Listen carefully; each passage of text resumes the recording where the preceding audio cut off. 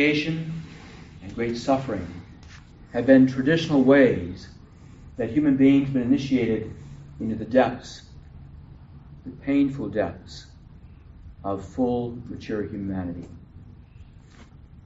So the Bible is a collection of stories about growing in human maturity.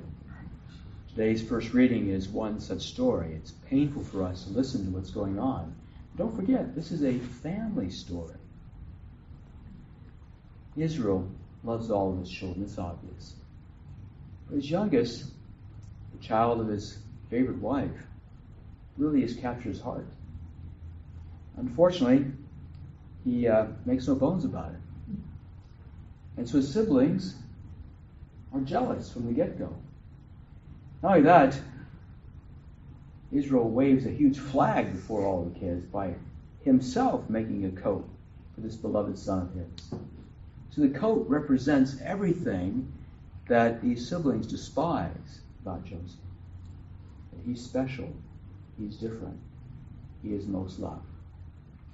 Their jealousy becomes very apparent right from the get-go, the beginning of the story.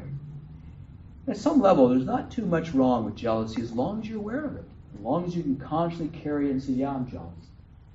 Jealousy is when you see the good, you admire the good in the other, and you think, wow, I wish I had that. I wish I had a relationship like that. I wish I could be as free as that, dance like that, sing like that, play piano like that. We're jealous about a lot of things, Wish I had hair like that. I wish I had this or that. And to notice, yeah, it's a desire that I would like that.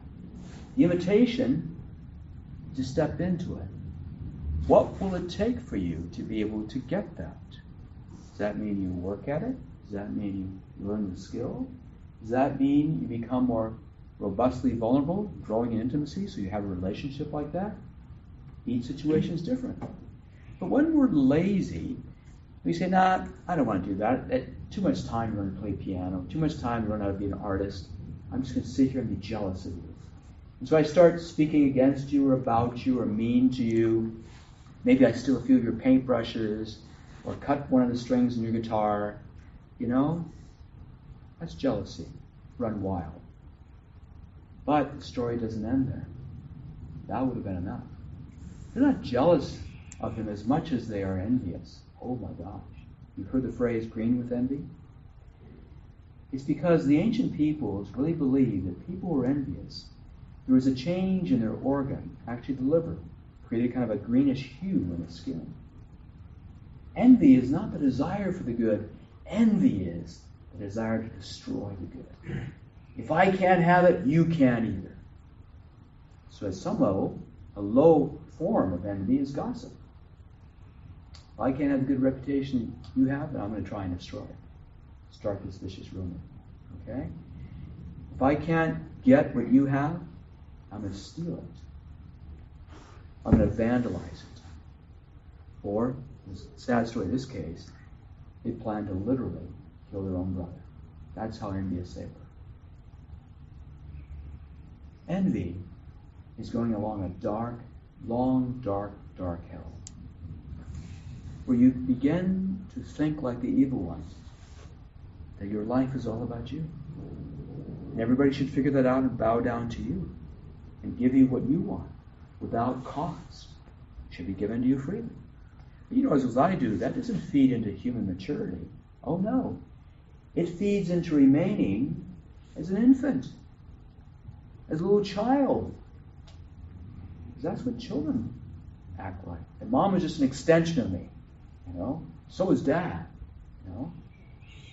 But to really step into the awareness that, oh my God, this jealousy, this envy, I need to get a real handle on this. I need to really learn the lesson, otherwise it's going to destroy me too.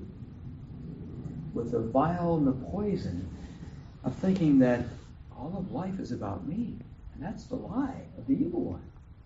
From the get-go. Your life isn't about you. Your life is about God. It's about it being in service to others. And this is why this very traditional cultural story is so powerful when we reflect on it. And it's so powerful that Jesus tells a parable about it, reframed in the time of his own day. And that's why the religious leaders say, oops, this is about us. Because I hate to say this to you, but as us religious people, we can slip into this the easiest. We don't call it jealousy. We don't call it envy or greed or any of the vices. We just say, we're concerned about you. We want the best for you. We want you to do this or that. We want you to truly see that God's inviting you to change. In reality, it's me. You probably heard the old little symbol that when you're pointing your finger at somebody, remember there's 3 fingers pointing right back at you. So my friends, I don't know about you, but this story gets me right in the heart. Where am I? Where are you? Showing with jealousy, envy, greed, any of the vices. Pick whatever one you want. Now here's the last positive thing I'll leave with you. Is that whenever you pray to lead a virtuous life, or whenever you desire to focus on growing in one virtue, remember there's always 2 vices on either side of every virtue. To remind us, if you go to either extreme, you're slipping into that which is not truly grounded in God. And so how do you find yourself out of balance, out of line with the authentic, mature human being that God calls you to be? So yes, God brings people into our life, his family, his friends, his co-workers, strangers, enemies, that mirror for us a life of vice and life of virtue. It's a way of saying, which do you want? The choice is yours.